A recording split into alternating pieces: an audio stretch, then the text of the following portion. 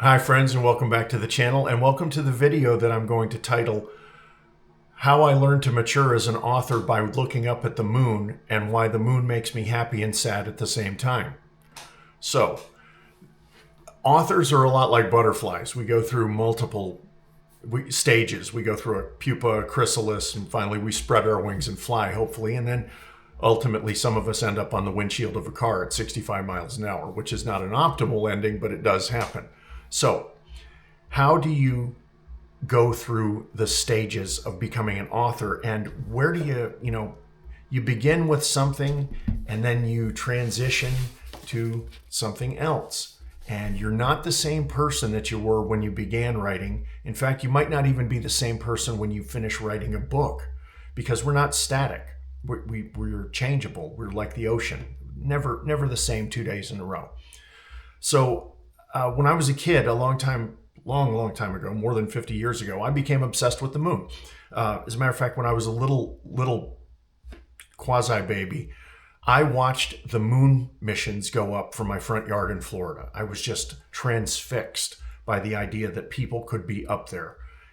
And to me, that was just nothing short of magic.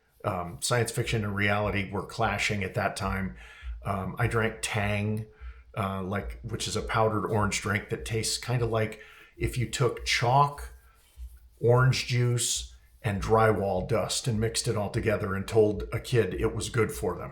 That's what the 70s were, a wild time. But I ended up becoming obsessed with the moon. And as I've aged and as I have matured as a writer, I find that I have these measuring sticks, things that by which you judge where you are as a human and where you are as an author and where your books are going to be going. So I don't want you to think that this is grim, but I was curious one time, years ago, I was curious, how many full moons am I going to see? Because I love the full moon. I love any stage of the moon, but the full moon to me is almost magical. There's something about it. There's a quote that says there's only three things you can't avoid: sunlight, moonlight, and the truth. And I once read an incredible poem that said, paraphrasing, that the path of moonlight on the water always comes back to you, much like responsibility. To me, the depth of those thoughts and the depth of that, the permanence of the moon was fascinating. So I start thinking, how many moons am I going to see? So I start calculating, what's the average lifespan of a man in the United States? Well, I start doing the math, and you know what ends up happening? I end up appreciating the full moons even more, because I understand that they are a limited resource. They are a clock ticking for me, for the universe, for all the people around me.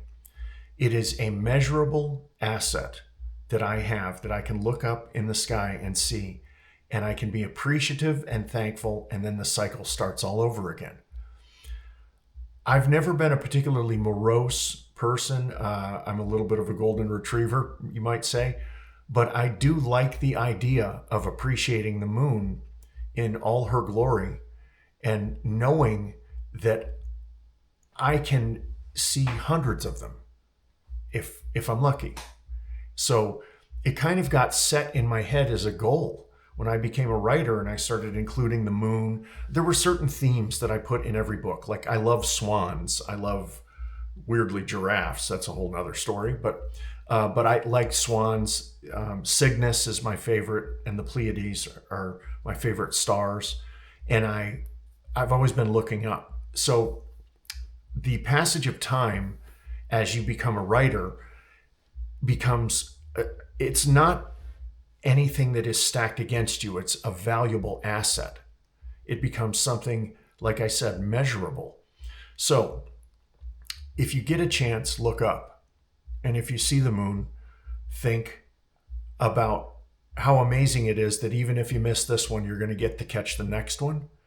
And think possibly, if you have a moment, about me at the typewriter or the keyboard, writing away, thinking, I need to get this book done because I've got so many ideas and a finite amount of time.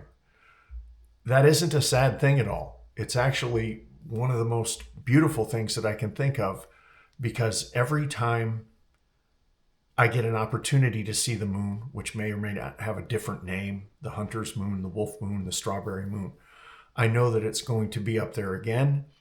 I know that I have something to look forward to with it. And I know that it acts as a kind of catalyst for me sitting down and producing books and being lucky to do so. So thanks very much for being here. Remember, like, subscribe, all that jazz. But if you get a chance, look up and take a look and be appreciative of the round glory of Luna. So cheers for now.